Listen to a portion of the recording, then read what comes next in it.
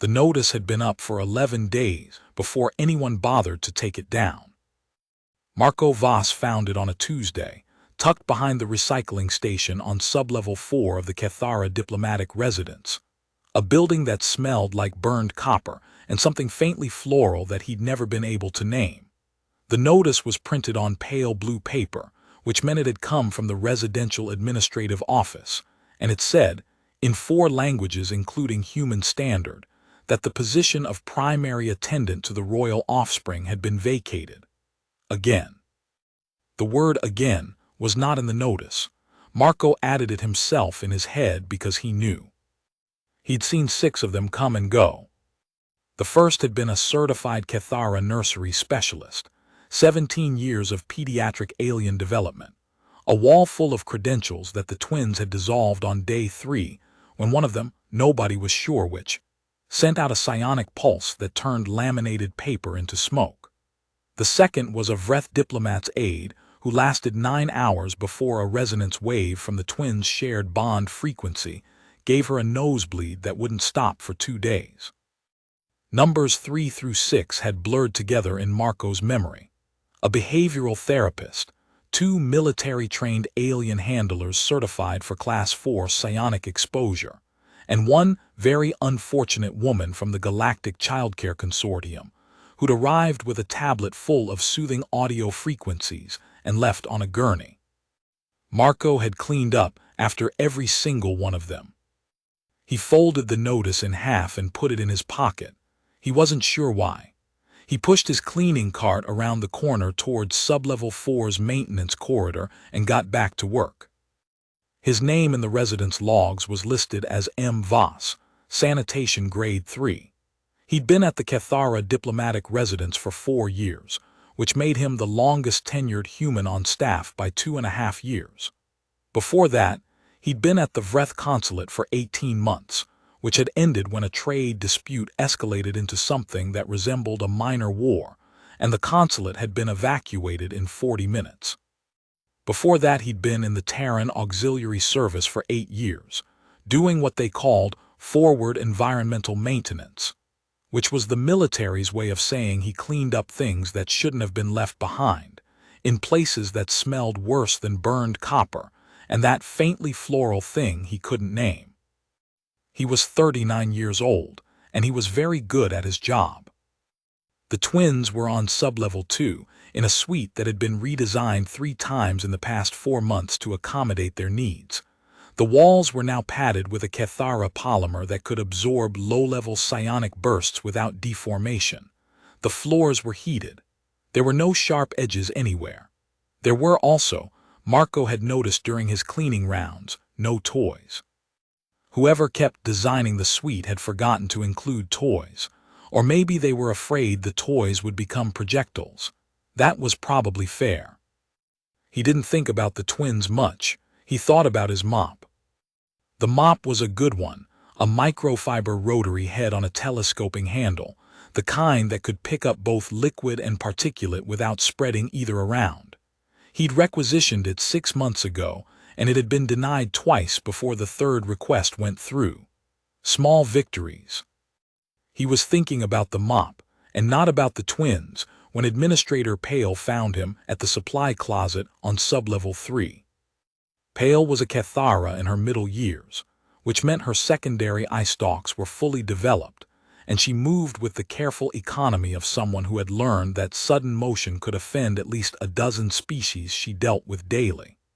She was the most competent administrator Marco had ever worked under, and she wore the expression of someone about to ask something she already knew the answer to. "Voss," she said. "I'm not interested," Marco said, without turning around.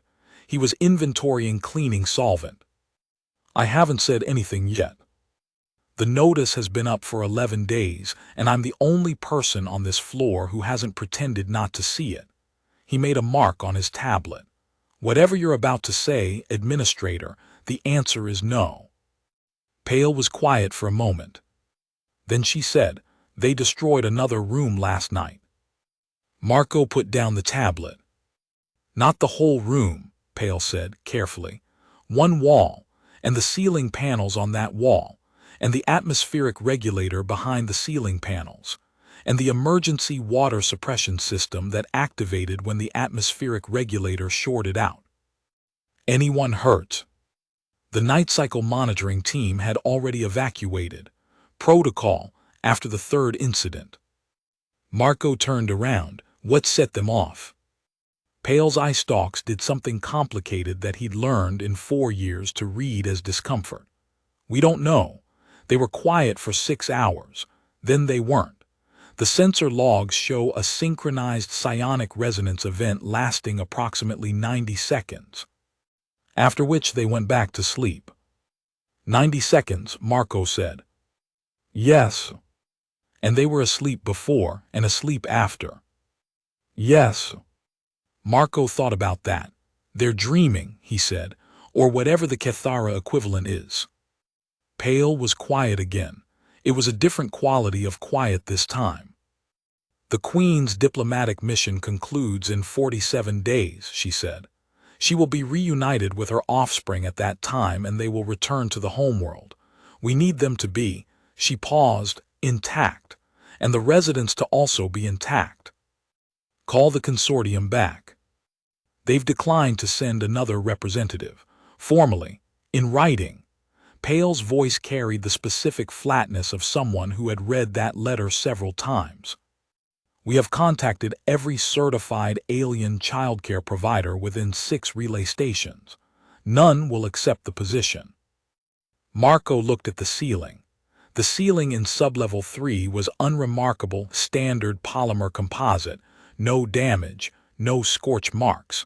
It was one of the nicest ceilings in the building, honestly. I'm a janitor, he said. You are the only staff member who has never been harmed during an incident, Pale said. You were present for 4 of them. You continued cleaning. I was behind a load-bearing column during the second one. You were mopping during the 4th one. Marco didn't have an answer for that. He had been mopping. The resonance wave had passed over him and rattled the cartwheels, and he had kept mopping because the ammonia-based solution had a 40-second activation window before it stopped being effective, and he wasn't going to waste it. What does the position pay? He said. Pale told him. Marco was quiet. That's more than I make in a year, he said. It's a hazardous position. I'm a janitor. You would be compensated for the reclassification. He looked at the folded blue paper in his pocket. He hadn't made a conscious decision to take it. He had just put it in his pocket and somehow it was still there. 47 days, he said. 47 days, Pale confirmed. Marco picked up his tablet. He made the last mark on the inventory. He put the tablet down. I'll need a written agreement, he said. Full liability waiver, hazard classification, and the right to terminate without penalty if either of them takes out a load-bearing wall. That can be arranged. And I'm keeping my cleaning cart. Pale said nothing. He took that as agreement. The twins were designated Kethvialith and Kethvibren in the residence logs, though Marco suspected those were transliterations of something far more complex in Kethara that the translator systems had simply given up on. They were approximately 14 months old by human developmental standards, though he'd been told the comparison was imprecise. They were smaller than he'd expected, about the size of a large human infant, with translucent skin through which the faint tracery of their circulatory system was visible like blue-green rivers on a map. Their eyes were large and fixed and dark, the kind of dark that went somewhere further than the back of their heads suggested. They had 4 manipulator limbs that could function as hands, or, apparently, as precision instruments for destroying atmospheric regulators. They also had a bond. He'd read about Kethara twin bonds in the briefing documents Pale had given him, which were dense with xenobiological terminology and light on practical advice. The bond was a shared psionic link that all Kethara twins developed in the first year of life. It was supposed to be a source of stability, each twin anchoring the other, the resonance between them creating a harmonic that promoted healthy psionic development. In the twins' case, something had gone slightly wrong. The bond was stronger than average, significantly stronger, which meant that when one of them felt something, fear, hunger, excitement, the particular kind of distress that Marco was learning to categorize as something in a dream that doesn't make sense, the other felt it too, amplified and sent it back, amplified again, and the loop built until it had to go somewhere, and somewhere turned out to be the surrounding architecture. The xenobiologist who had written the briefing documents used the word unfortunate. Marco, sitting on the polymer-padded floor of the twins' suite at 6 in the morning on his first official day, looking at him, thought the word unfortunate was doing a lot of heavy lifting. "Okay," he said, "my name's Marco. I'm going to be the person who doesn't run away." Kethvieleth, or possibly Kethvi blinked. He unpacked the bag he'd brought. He had, against the advice of every briefing document, brought things into the suite. A small battery-powered device that played ambient sound. He'd loaded it with rainfall, steady and low. A cloth he'd cut from a worn uniform that had the particular softness of fabric that had been washed 100 times. And his lunch, because he was going to be here all day, and he needed to eat. The twins watched him unpack. Their eyes tracked the cloth with something that might have been interest. "The last person who had this job," Marco said, setting the sound device on the floor, "tried to suppress your resonance output with a calibrated frequency emitter. From what I understand, that went badly." He pressed the button. Rainfall began to fall softly from the small speaker. The twins were very still. "The person before that tried scheduled psionic decompression exercises. I read about those. They sound exhausting." He sat cross-legged on the floor a comfortable distance away, not close enough to crowd, not far enough to suggest retreat. "I'm not going to do either of those things. I'm not qualified and I don't have the equipment." One of the twins, he decided to call them Aelith and Bren until he could figure out which was which might take a while, reached out with one of its manipulator limbs. Not toward him, toward the sound device. The limb didn't quite touch it. It hovered. "That's rain," Marco said. "Water falling out of the sky. We have a lot of sky on Earth, more than most places. The rain makes this sound when it hits pavement." He paused. "Pavement's a kind of ground covering. Hard. We put it everywhere, I'm not sure why. Habit, probably." The limb retracted. Bren, he decided the one on the left was Bren, made a sound. It was low and stuttered, and came from somewhere in its chest, rather than its mouth. Marco had read in the briefing documents that Kethara infants produced vocal sounds primarily for social calibration rather than communication, which meant Bren wasn't trying to say something. Bren was trying to figure out what Marco was. "I'm human," Marco said helpfully. "We're the ones who showed up about 60 years ago and immediately started asking where we could get food and whether we could sign trade agreements. I've been told we made quite an impression." Aelith made the same sound Bren had made. Marco reached into his bag and took out his lunch. He ate it slowly, in the particular methodical way he ate everything, a habit from the auxiliary service, where you ate when you had time to eat because you might not have time later. The twins watched him chew. He watched them watch him chew. At no point in the next 4 hours did anything explode. By the end of the first week, he had learned that Aelith woke up first and that Bren woke up angrier. He had learned that the resonance loop started in Bren, some distress signal, some flicker of dream static, and that Aelith received it and returned it louder. He had learned that the critical window was in the first 30 seconds, before the feedback built past the threshold where the bond became a closed system. He had learned that if he was in the room when Bren started, and if he was doing something ordinary, moving, speaking, being present in a way that was neither alarming nor absent, the loop didn't close all the way. He wasn't sure why. The xenobiologist who'd written the briefing documents hadn't covered this. He had a theory, developed in the quiet of the supply closet at the end of each day. The twins had been in a low-stimulation environment since their arrival, managed and monitored and contained and corrected, and they were doing what any young creature in a low-stimulation environment did. They were generating their own stimulation. The resonance loops weren't breakdowns. They were, in some fundamental way, the twins being bored. He brought in more things. A mobile of metal shapes that caught the light, nothing that could become a projectile, everything on a flexible tether.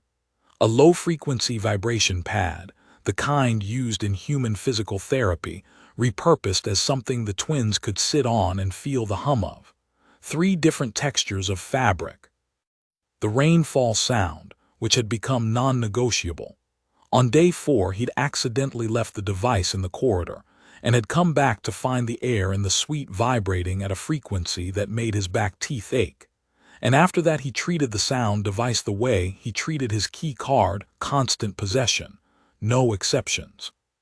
He also brought in his cleaning cart. He'd meant it as a joke originally, but the cart, it turned out, was interesting. It had wheels. The wheels had a specific cadence when he pushed it across the polymer floor. It had compartments that opened and closed. It smelled like the particular combination of cleaning agents that Marco had been using for 4 years, and that were, apparently, not unpleasant to Cathara olfactory systems. Aelith, by the end of week 1, had developed a habit of reaching for the cart whenever Marco brought it in, and Marco had started letting her hold one of the empty spray bottles. The safety cap secured, the pump mechanism removed, because she liked the shape of it and it gave her hands something to do. He told Pale about this in his daily briefings. Pale listened carefully and wrote things down. "You understand," she said on day 8, "that what you are doing has no scientific basis in Cathara infant development literature." "I understand that," Marco said. "The bond management protocols, developed by the Galactic Childcare Consortium, have a 100% failure rate with these specific twins," Marco said. "Yes." Pale's eye stalks did the discomfort thing. "The Queen will expect a full developmental report on her return." "I'll have one ready." He stood up. "Can I ask you something?" "Yes." "Why are they here?" "The Queen's diplomatic mission. It's been running for almost 2 months. That's a long time to leave kids this age with caretakers, especially on a foreign station." Pale was quiet for a moment. It was the careful quiet of someone deciding how much to say. "The Queen's mission is sensitive," she said. "There are factions that would use her children as leverage. The residence was considered safer than having them on the flagship." Marco thought about that. Safer from whom? Pale did not answer, which was an answer. He named them in his head on day 12. He didn't tell anyone. The residence logs used the official designations, and that was fine. But in his head, Aelith was Aelith and Bren was Bren, and there was a specific quality of satisfaction in having names for the things you were trying to keep from falling apart. He'd done it in the auxiliary service too, given names to equipment, to locations, to the particular columns of light that came through the blast windows in the forward facilities. Naming things made them knowable. Knowable things were less likely to surprise you. What surprised him on day 12 was Bren. He'd been cleaning the suite, old habit. He kept the place tidy regardless of whether he was technically still the sanitation officer, and he'd been humming. He didn't think about the humming. It was something his mother had done when she cleaned, and he'd absorbed it the way children absorbed everything, without deciding to.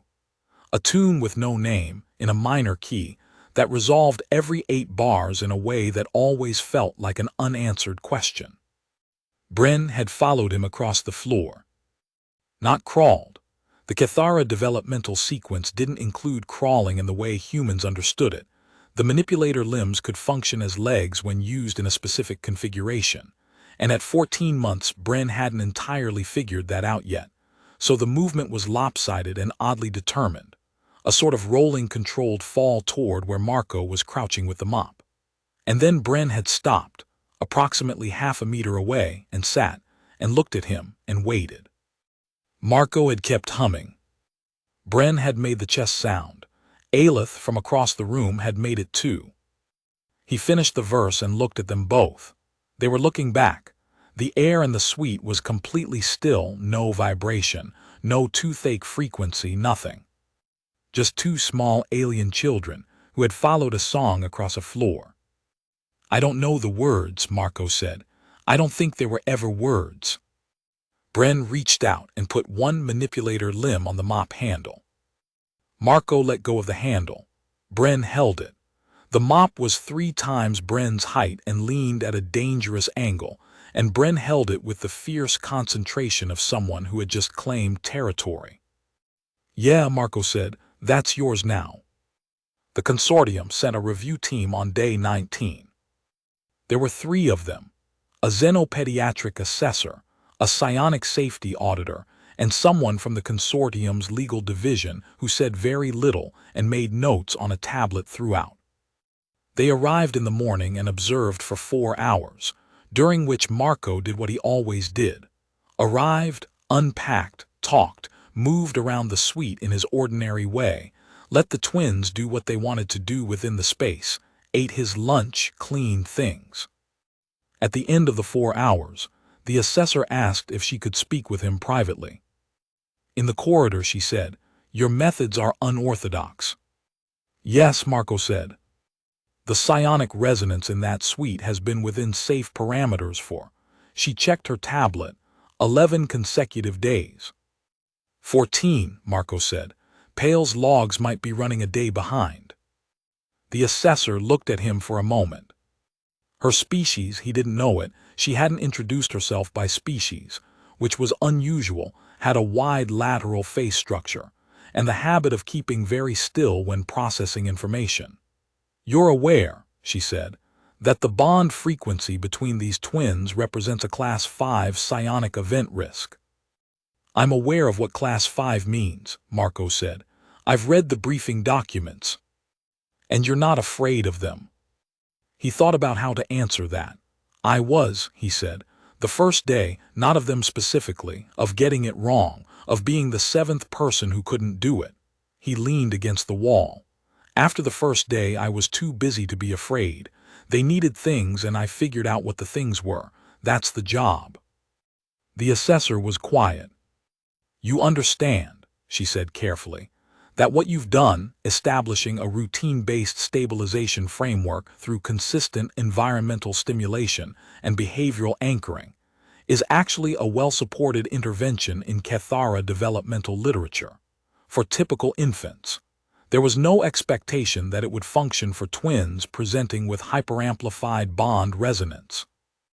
Marco said, "You did this intuitively." "I did this because I didn't have any other options." The assessor looked at him for a moment longer, then made a note on her tablet. "We'll be submitting a report to the consortium," she said. "And with your permission, to the Cathara Developmental Institute." "Does that help the twins?" "It might help other twins in similar situations in the future." "Fine," Marco said. "Permission granted." The threat came on day 23. He learned about it from Pale, who came to the suite at midday, an unusual time. She typically briefed him in the early morning or after end of cycle, and whose eye stalks were doing something Marco hadn't seen before, a tight retraction that he associated, in the following hours, with the Cathara equivalent of suppressed panic. 3 ships had been detected at the outer boundary of the station's sensor range, moving fast, not responding to hails. Their configuration was recognizable to Cathara diplomatic intelligence as belonging to the Yethna Conclave, a faction that had been in conflict with the Cathara royal government for approximately a decade over rights to a resource-rich star system. A faction, Pale said, that had been trying to destabilize the Queen's diplomatic mission. A faction that knew the twins were here. "They want them as hostages," Marco said. "More likely they want to present them to a rival claimant," Pale said. "There's a succession dispute in the Cathara royal family. The twins are the Queen's heirs. In Yethna hands, they become leverage not just against the Queen's mission but against her throne. Marco looked at the twins. Aelith was inspecting the mobile of metal shapes with focused attention. Bren had the spray bottle and was conducting an investigation of its interior that would have required disassembly if the safety cap hadn't been on. "How long?" he said. "At their current approach speed, 17 hours. And the station's defensive capability. Sufficient for a standard incursion. The Yethna are not planning a standard incursion." Pale paused. "They have brought a psionic disruptor array. Our initial assessment is that they intend to use it to trigger a resonance cascade in the twins." Marco turned to look at her. "Say that again." "If a strong enough external psionic signal is targeted at a bonded Kethara pair, whose bond frequency is already hyperamplified, it would push them into a cascade." "Yes. That would kill them." Pale was quiet. "Or," Marco said slowly, "it would generate such a powerful psionic event that anything in the surrounding area." "The twins would survive a resonance cascade," Pale said. "Their physiology is built for it, but the cascade would be large enough to disable the station's defensive systems, after which the Yethna could board without resistance." Marco was quiet for a long time. Bren looked up from the spray bottle and made the chest sound. Aelith made it too. "They're using the kids as a weapon," Marco said. "Against themselves, against their own station." "Yes." He looked at the twins again. They were looking back at him. Aelith's manipulator limb was resting on the mobile. Bren had set the spray bottle down. They were both watching him with those large, dark eyes that went somewhere further than the back of their heads suggested, and they looked, in this moment, exactly like what they were. Very young, in a place that was not their home, waiting for the person who didn't run away to tell them what happened next. "Okay," Marco said. He pulled out his tablet. "I need the schematics for this suite, all of them, and I need to know what the station's psionic dampening systems can do and what they can't." He worked for 6 hours straight, in the corridor outside the suite, while Pale arranged a rotating team of station security to monitor the twins through the internal sensors. He called back in every 40 minutes because Bren's resonance levels went up when Marco wasn't present for more than that. He ate standing up. He drank coffee that had gone cold. The core of what he was building was not complicated. It was based on a thing he'd figured out in the first week, which was that the resonance loop between the twins closed when there was nothing external to receive the signal. It was a feedback loop in a vacuum. What he'd been providing, with the routine and the sound and the presence and the movement, was noise in the best sense, the kind of noise that a signal couldn't organize itself against, that filled the space the loop needed. A psionic disruptor array worked differently than the resonance loops. It generated a targeted signal at a specific frequency, designed to interact with an existing bond and amplify it past the point of stability. But it was a signal, and a signal needed a clear path. The suite's polymer walls could absorb low-level psionic bursts. The station's dampening system could deflect external psionic transmissions, but had not been calibrated for the twins' specific bond frequency. No one had bothered, because the prevailing assumption had been that the twins' frequency was a problem to be managed, not a property to be used. Marco had a different idea. He spent 3 hours with the station's engineering team, explaining what he needed in terms they could implement. He spent another hour with Pale's aide running calculations. He spent the last 2 hours in the suite with the twins, running through everything in his head, while Aelith sat on the vibration pad and Bren disassembled the spray bottle through sheer focused effort, and the sound of rain fell quietly from the small device in the corner. "You know what I figured out," Marco said to no one in particular. "The consortium's whole approach was wrong. They were trying to stop the signal. You don't stop a signal like that. You use it." Bren looked up. The spray bottle was in 3 pieces on the floor. "That's a metaphor," Marco said, "for what we're about to do. Bren looked at the spray bottle, then at Marco, then reached for the largest piece and offered it to him. "Yeah," Marco said, taking it. "I'll fix this later."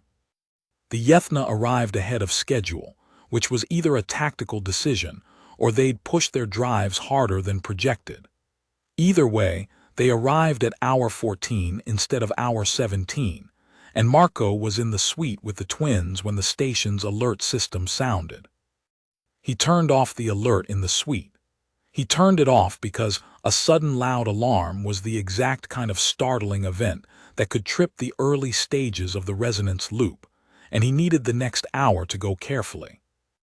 "Okay," he said, sitting on the floor between the twins. "We're going to do the thing now." The Yethna's psionic disruptor array would take approximately 40 minutes to charge once they were in range.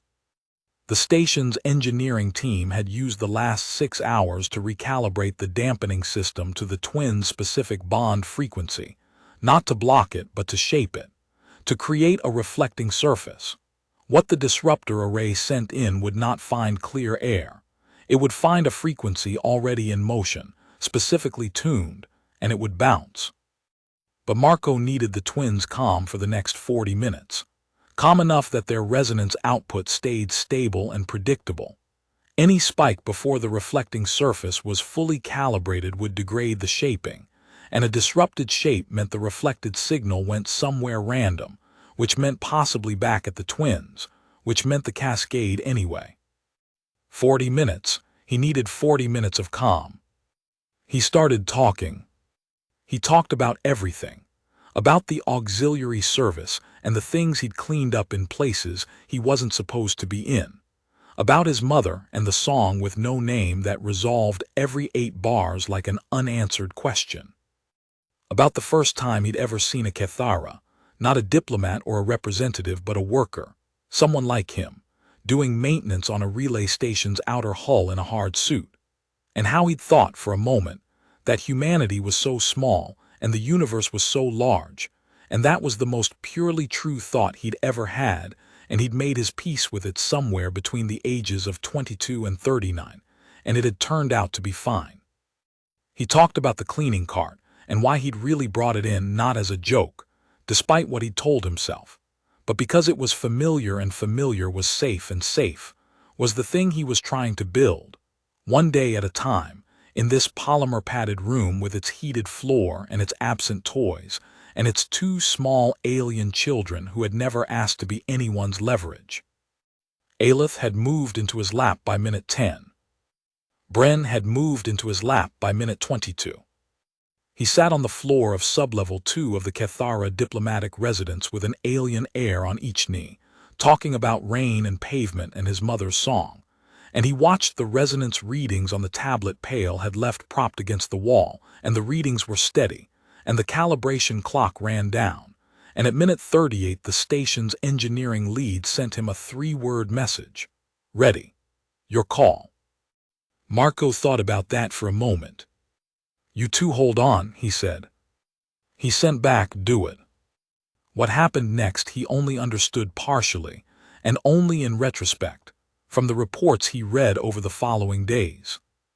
The Yethna disruptor array fired at minute 41. The signal was calibrated to the twins' bond frequency. They had done their research. They knew the exact signature. It was a clean shot. Under normal circumstances, it would have found its target, amplified the bond resonance past the stability threshold, and triggered the cascade within seconds.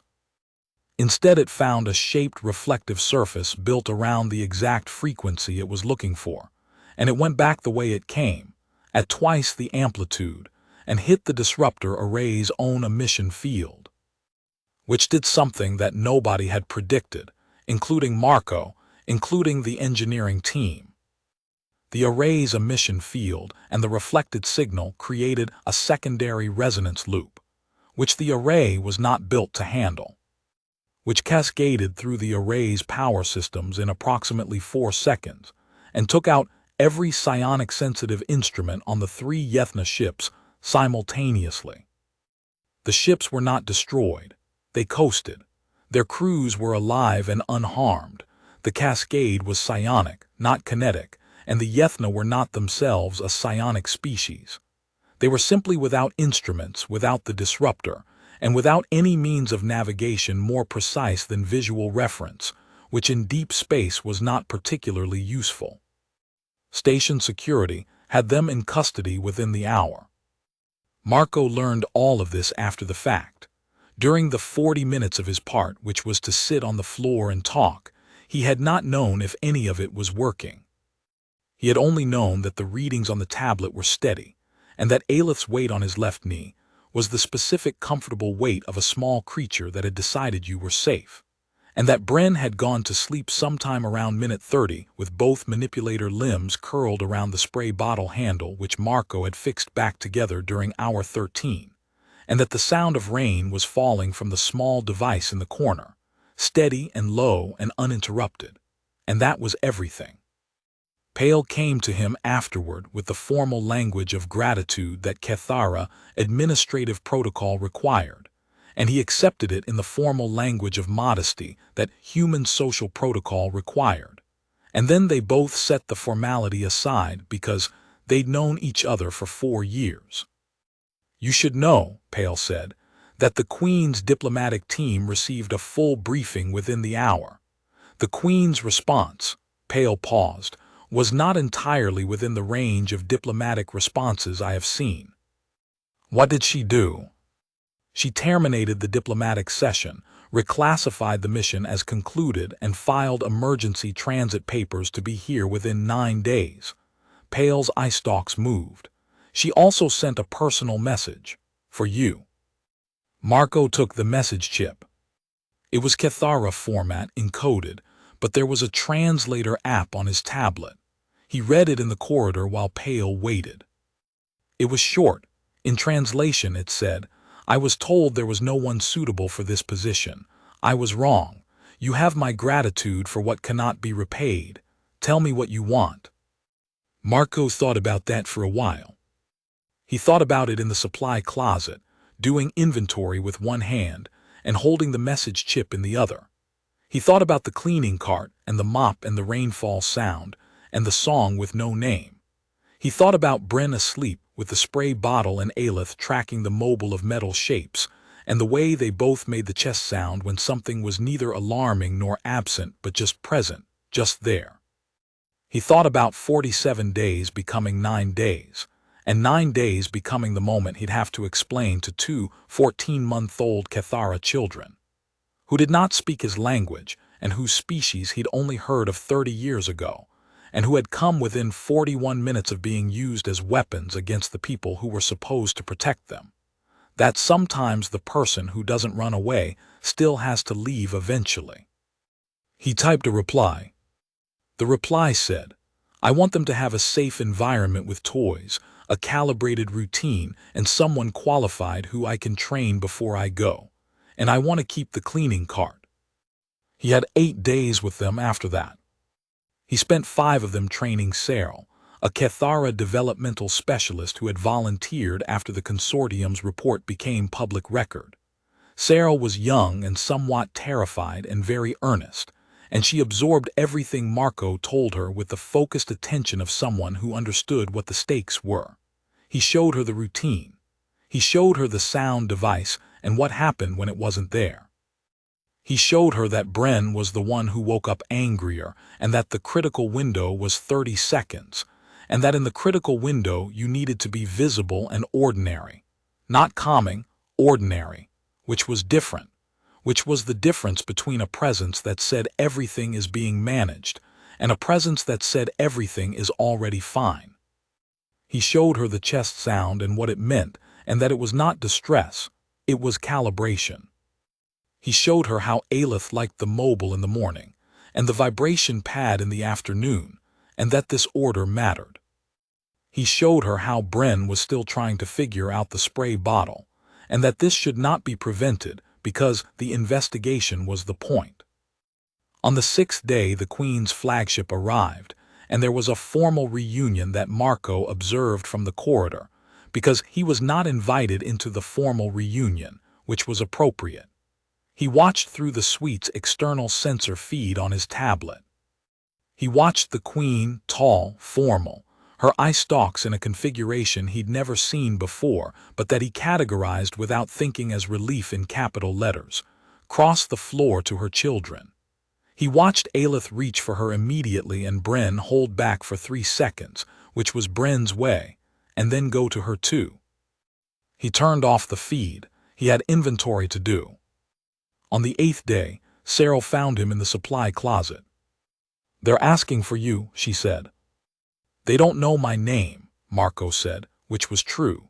They had no language for his name. They had a chest sound they made when he was in the room, and it was possible that this was his name in the only language they had right now, but he had no way to verify that. "The Queen is asking for you," Cyril corrected. "She would like to see you before you leave." He went. The Queen was a different scale of presence than the diplomatic representatives he'd encountered in 4 years at the residence. There was a weight to her attention that had nothing to do with authority and everything to do with a parent whose children had been in danger and were now safe. She looked at him for a long moment, and he looked back, and the twins were on a padded surface in the corner with the mobile and the spray bottle and the rainfall sound and Cyril nearby, but not too close. The Queen said something in Cathara that was not in his translator's vocabulary. Then she said, in standard, in accented but careful pronunciation, "I am told you stayed." "Yes," Marco said. "I am told you were afraid." "Yes." "But you stayed." "Yes." The Queen looked at him with those large dark eyes that went somewhere further than the back of her head suggested, and Marco had the sudden, vertiginous sense that he was being seen with a precision that had nothing to do with visual acuity. "My people have a word," she said slowly, "for something that does not have to remain but does. That does not have to hold but holds. It is not a word for bravery. It is older than that." Marco waited.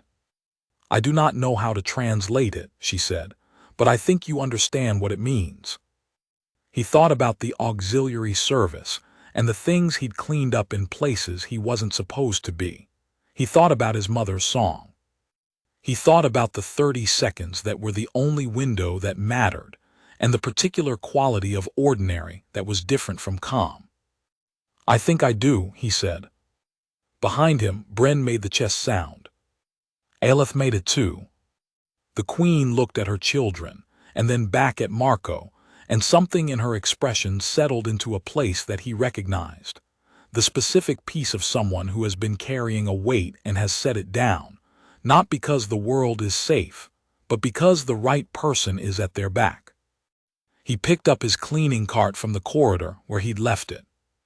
He pushed it toward the maintenance elevator.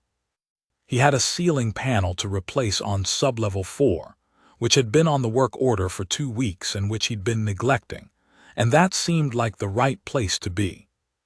The rainfall sound followed him as far as the door, and then it didn't, and then he was in the corridor with his cart and the familiar hum of the station around him, and the 47 days folded up somewhere in his chest like a piece of pale blue paper. He pressed the elevator button. He hummed, quietly, the tune with no name, in a minor key, that resolved every 8 bars like an unanswered question. The doors opened. He went to work.